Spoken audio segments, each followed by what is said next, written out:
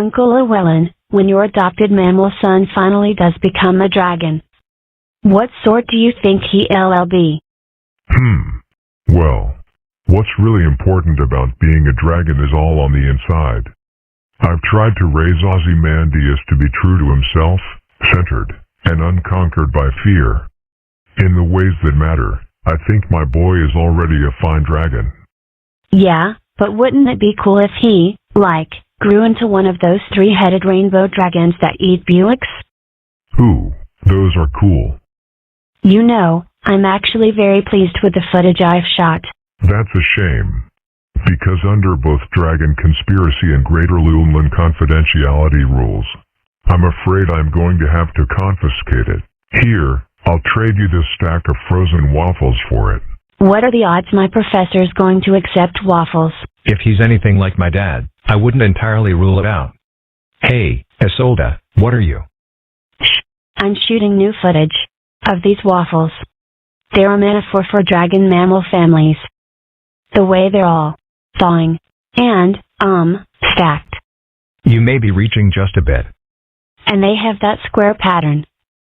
Like you and your dad that time you built a bed out of Legos and then slept on it. You were watching TDC, the Dragon Channel. Isolde Llewellyn was awarded the Dragon Kind Avant-Garde Short Film Prize today, for her film, Waffles Defrosting. The film, originally a school project but rejected by Professor Alvin Smaug as staggeringly irrelevant. One young Miss Llewellyn at paid internship with Scalywood Pictures asked for a comment, she said. MFFRML, FRMFLMM. We asked her again when she was done eating the waffles.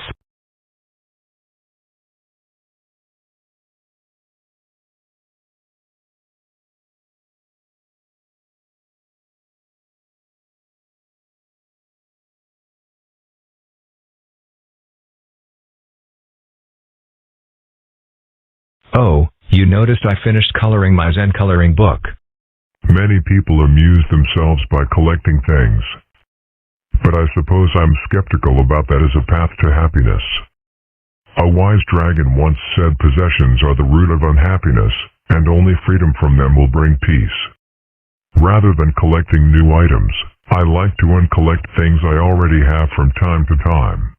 Pants, for instance. Another wise dragon said, let the children guide you. I've read that over a 7-year period, every cell in your body that can replace itself does. I'm 10 now.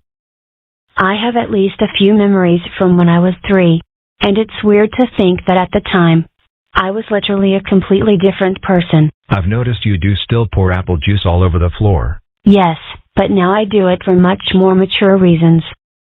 Morning, Ozy. Morning, Millie. You ever have one of those days when you can't shake the feeling you've forgotten something? I enjoy that feeling. The way memories I've let go return to the fog of the past, unburdening me of their weight as I drift along the river of time. I'm thinking, like my thermos. I still can't remember what I forgot today. Of course you can't. If you could remember, the word forget would cease to apply. Just because you remember something now doesn't cancel your having forgotten it before. But that must mean you never truly forgot it. I think you have to distinguish between short-term memory forgetting and, what am I trying to remember? I forget. My field trip permission slip. Oh dear. I had Mom sign it, but I left it at home. What should I do? I'm not missing the museum trip. I should say not. Where am I going to find another field trip buddy who'll wax poetic about everything in the museum? And still find time to get banned from using the escalator? You know. Medford, Oregon?